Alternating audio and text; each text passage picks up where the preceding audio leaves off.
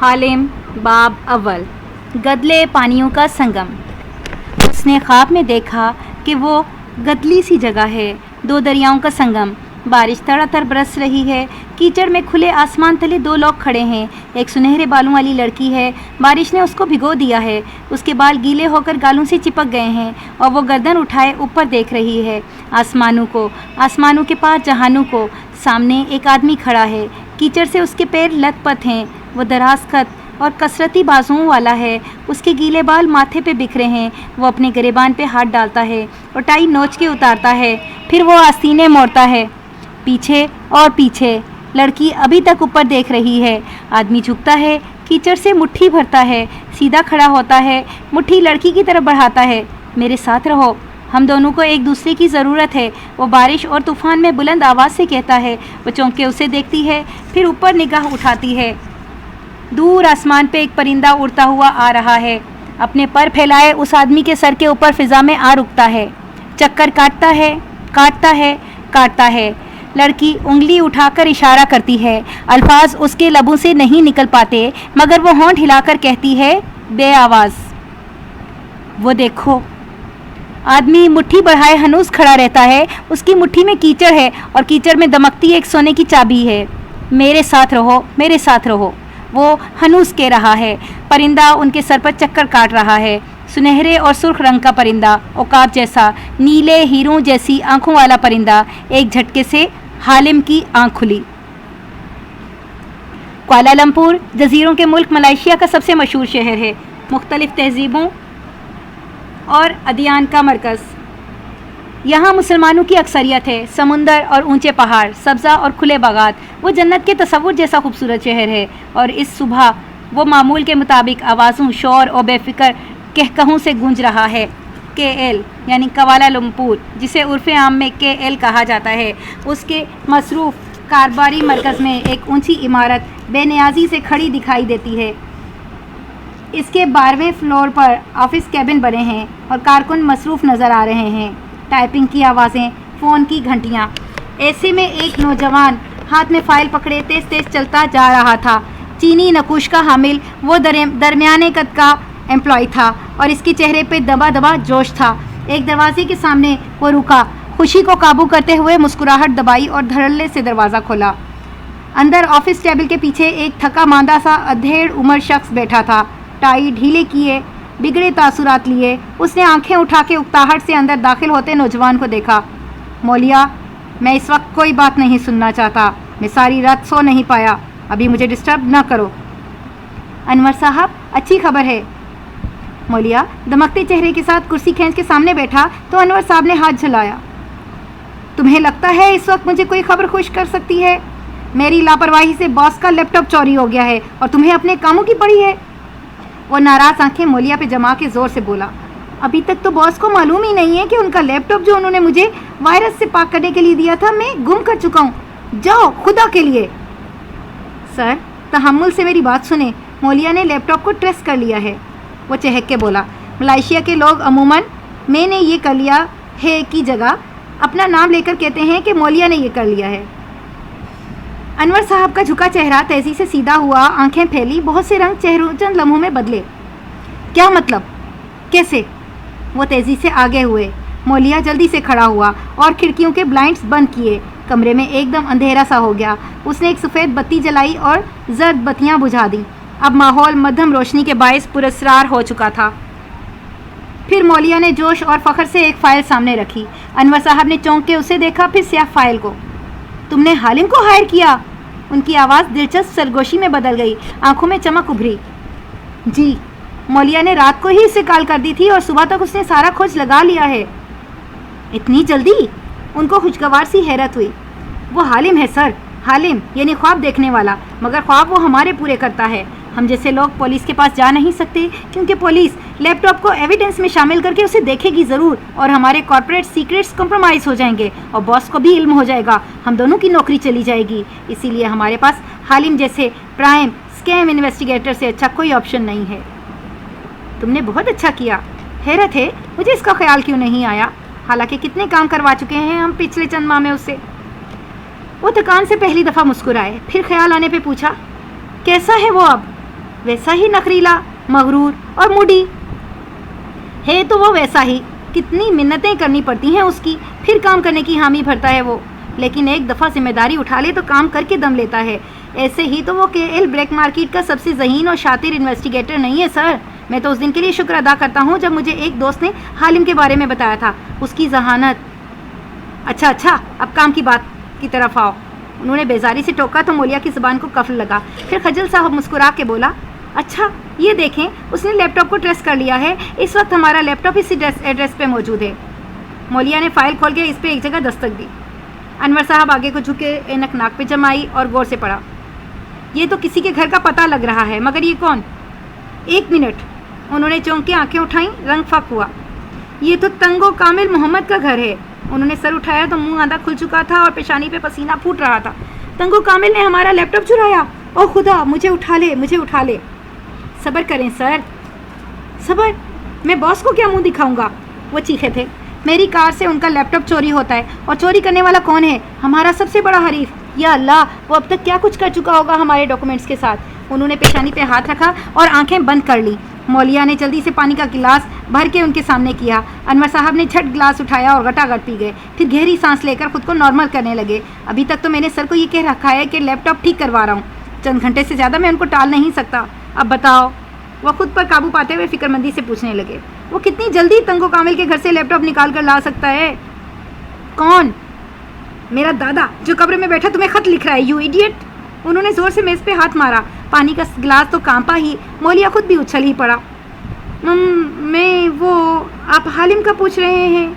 मगर सर, वो इन्वेस्टिगेटर है, इससे ज़्यादा कुछ नहीं कर सकेगा। मगर अनवर साहब के तासुरात और लाल अंगारा आंखें देखे वो गड़बड़ा के उठा। मैं कुछ करता हूँ, उसकी मिन्नत करता हूँ। अनवर साहब ने खामोशी से उंगली से उसे करीब बुलाया। वो डरते डरते उनकी तरफ झुका। अगर वो इतना ज़ोर से गिरजे कि मौलिया बेख्तियार पीछे हटा। अगर मुझे आज रात तक लैपटॉप ना मिला तो तुम्हारी नौकरी गई। जितना पैसा खर्च करना है पड़े करो, मैं सारी रकम अदा करूँगा, लेकिन मुझे वो वापस चाहिए। Roger boss. उसने इस बात में ज़ोर ज़ोर से गर्दन हिलाई, जल्दी जल्दी फाइल समेटी और बाहर को भागा। अपने ऑफिस में आके उसने दरवाज़ा बंद किया और कुर्सी पे निढाल सा गिर गया। मगर वक्त मज़ीद ज़ाया नहीं किया जा सकता था। एक नज़र अपनी बीवी बच्चों की तस्वीर को देखा जो मेज़ पे रखे फ्रेम्स में लगी थी, और फिर फ़ोन पे नंबर मिलाने लगा। कॉलिंग हालिम। जल्दी उसने फ़ोन उठा लिया। फिर हालिम की खुशगवार मर्दाना आवाज़ गूंजी। मैं सोच ही रहा था कि अभी तक मेरी सुबह खुशगवार क्यों गुजर रही है, कोई नहुसत क्यों नहीं घुल रही इसमें। फ़ोन करने का शुक्रिया मौलिया, अब बताओ क्या काम है? मौलिया की सुबह में सारे ज़माने की नहुसत घुल गई। चेहरे के ज़ाविये बिगड़े, मगर वह ज़ब्त करके मुस्कुराया। तुम्हारा शुक्रिया अदा करने के लिए फ़ोन किया था। हो ही नहीं सकता, काम बताओ। वह अब के रुखाई से बोला था। मगर याद रखना, अगले 4 दिन मैं मसरूफ़ हूँ, जुमेरात के बाद कर सकूँगा। अब बताओ, फिर से क्या खो दिया है तुमने? वही लैपटॉप। वो बेचारगी से बोला। क्या मतलब? अभी तक निकलवाया नहीं है? कमाल आदमी हो यार तुम। 2 घंटे पहले रिपोर्ट दी थी तुम्हें। अपने 4-5 सिक्योरिटी के बंदे लेकर जाते, उनके घर में घुसते और निकाल कर ये जा वो जा। हालिम, खुदा के लिए समझो। मौलिया अपने बाल नोचना चाहता था। हम कॉर्पोरेट सेक्टर के लोग हैं, मुंडे बदमाश नहीं हैं। जितने अच्छे हमारे सिक्योरिटी ऑफिसर्स हैं, इससे कहीं अच्छे लोग तंगू कामिल के पास होंगे। वो तंगू कामिल है, एक अमीर और ताकतवर आदमी। ना होता तब भी हम ये नहीं कर सकते थे, क्योंकि लैपटॉप अनवर साहब की लापरवाही से खोया है। हम बास को बताए बगैर उसको वापस हासिल करना चाहते हैं, कल सुबह से पहले। अगर तो तुम्हें यह गलत फहमी है कि मैं तंगू कामिल के घर जाकर तुम्हारा लैपटॉप चुराऊंगा, तो मैं ये नहीं करने लगा।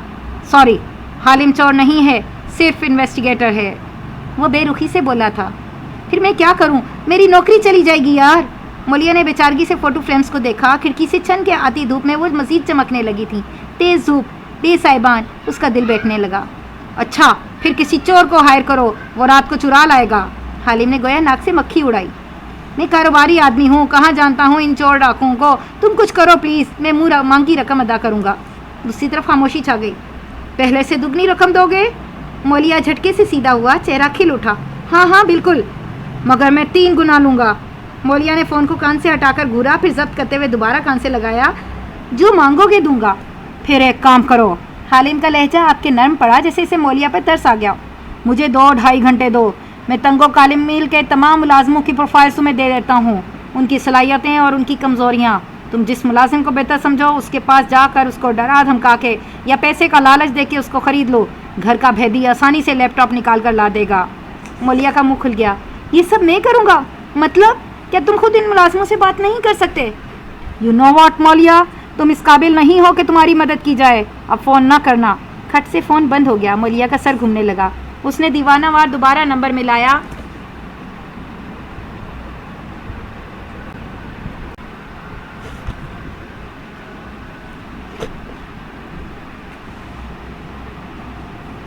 پلیز پلیز حالم فون اٹھا لو. وہ آواز بلند دعا کر رہا تھا. اگر باس کو معلوم ہو گیا گھن کے ساتھ وہ بھی پس جائے گا، بلکہ وہ تو سڑک پہ آ جائے گا. مگر حالم فون نہیں اٹھا رہا تھا. میز پہ رکھے فوٹو فریمز اب دھوپ کی حدت سے چمکنے لگے تھے، جیسے اس کے بیوی بچے سائے سے نکل کر ننگے سر سورج تلے آ کھڑے ہوئے ہوں. اس کا بھی تو گھر بھی تو کمپنی کا دیا ہوا تھا. اس نے غصے اور بے بسی سے پیغام ٹائپ کیا.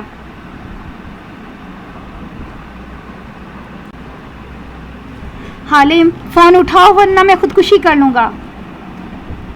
آفس کے دروازے کا لاک کھول کے خودکشی کرنا، ورنہ لاش سے بدبو آنے میں چند دن لگ جاتے ہیں. ترنت جواب آیا. میں تمہاری منت کرتا ہوں، میں اس کے ملازموں سے خود بات کر لوں گا، صرف مجھے ان کی پروفائلنگ کر دو. اس نے جلدی جلدی پیغام لکھا. پہلے مجھ سے معذرت کرو. فوراً جواب آیا. کیسے؟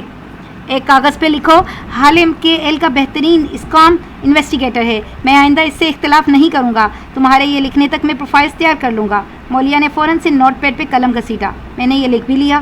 ان کو 555 دفعہ لکھو. وہ غرا کے بولا اور فون کٹ گیا. مولیا نے گہری سانس لی، آستین سے پیشانی پوچھی اور جلدی جلدی قلم کاغذ پر گھسیٹنے لگا.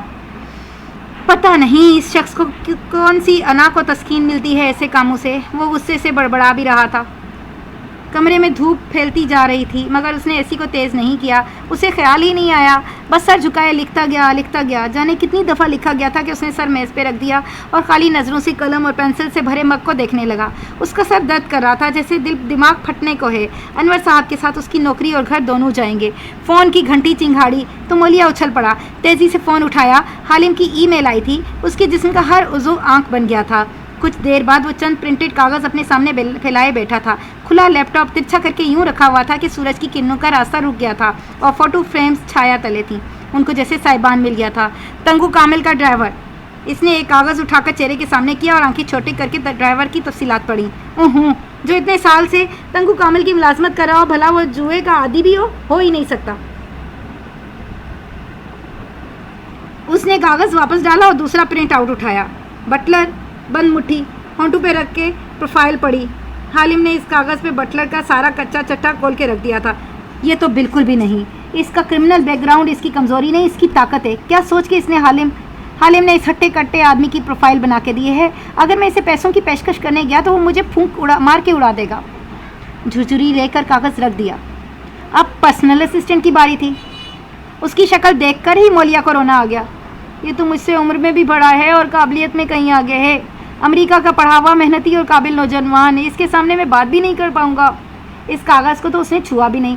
پھر اگلے کو دیکھا تو نگاہ ٹھہر گئی. دھیرے سے کاغذ اٹھا کے آنکھوں کے سامنے لایا. ان تمام فائلز میں وہ پہلی نسوانی پروفائل تھی. تالیہ مراد. وہ نام پڑھتے ہوئے بڑبڑایا. صفحے کے کونے میں اس کی تصویر بنی تھی. تصویر آج کی لی ہوئی تھی، جیسے کسی گھر کی چھت سے گلی میں چلتی لڑکی کی تصویر اتاری گئی ہو. وہ لمبا سا مقامی طرز کا فراک پہنے ہوئے تھی. کوہنی پہ ٹوکری ٹنگی تھی جس میں پھول تھے اور وہ سر جھکائے کندھے کے پرس سے کچھ نکال رہی تھی. ماتھے پہ سفید خوبصورت سا ہیڈ پہن رکھا تھا جس سے سیاہ بال نکل کر کندھے پر گر رہے تھے. جھکے سر اور ہیڈ کے باعث چہرہ واضح نہ تھا، مگر رنگت گوری لگتی تھی. مولیا کی نظریں ٹائپ شدہ الفاظ پہ جا رکیں جو حالم نے اس کی پروفائلنگ کرتے ہوئے لکھی تھیں. تالیہ مراد.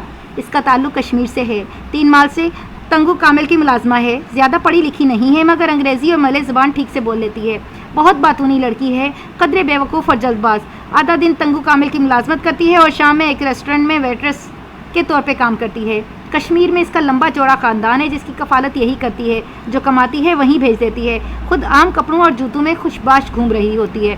تالیہ کو سوپ بنانے، احمقوں کی طرح بہت بولنے اور ہر چھپکلی کاکروچ کو دیکھ کر چیخے مار مار کے رونے کے علاوہ کچھ نہیں آتا. وہ ایسی لڑکیوں میں سے ہے جن کے پاس اچھی شکل اور دراز قد کے علاوہ کوئی خصوصیت اور صلاحیت نہیں ہوتی، نہ ذہانت نہ تعلیم. اس کے باوجود تنگل کامل ہو یا سوپ پارلر والے، سب تالیہ سے محبت کرتے ہیں. میں یہ دیکھ کر بہت حیران ہوا کہ ایک کم ذہن کم علم اور سادہ سی لڑکی پہ سب اتنا اعتماد کیوں کرتے ہیں؟ مگر اس کی وجہ صرف یہ ہے کہ وہ ایماندار، سچ بولنے اور خیال رکھنے والی لڑکی ہے، خوش اخلاق اور ہنس مکھ ہے۔ انہی خامیوں کی وجہ سے وہ زندگی میں کبھی ترقی نہیں کر سکی اور نہ کبھی کر سکے گی۔ وہ ایک بے رحمانہ تجزیہ تھا۔ مولیا کی پیشانی پہ افسوس کی لکیریں ابھریں۔ حالم کتنا بے مروت اور شفاق ہے، یہ شاید مادہ پرست۔ ابھی وہ کوئی اور تبصرہ کرتا، لیکن صفحے کا آخری پیراگراف پڑھ کے ٹھٹک گیا۔ تالیہ یہاں انلیگل ہے۔ وہ نوکری کی تلاش میں آنے والے غیر قانونی پاکستانیوں میں سے ہے، اور یہی اس کی وہ کمزوری ہے جس کی بنا پہ اس کو ڈرایا دھمکایا جا سکتا ہے۔ اوہ، تبھی تنگو کامل نے اسے ملازمت دی۔ انلیگل لڑکی یعنی کم تنخواہ اور مراعات۔ کنجوس تو وہ ہمیشہ سے تھا، غیر قانونی تارک وطن۔ مولیا نے چہرہ اٹھایا تو اس کی آنکھیں چمک رہی تھیں، رگت میں پھر سے سرخیاں گھل گئی تھیں اور فوٹو فریمز چھاؤں میں محفوظ دکھائی دیتے تھے۔ مجھے اس لڑکی کو ڈھونڈنا ہے۔ کار کی چابی اٹھاتے ہوئے اس نے تمام کاغذ سمیٹ کر فائل میں رکھے، ایک نظر لڑکی کے پتے پر ڈالی اور فائل لیے اٹھا۔ مجھے ان چند گھنٹوں میں اس لڑکی کے ذریعے باس کا لیپ ٹاپ واپس حاصل کرنا ہے۔ وہ ایک عزم سے باہر کو بھاگا تھا۔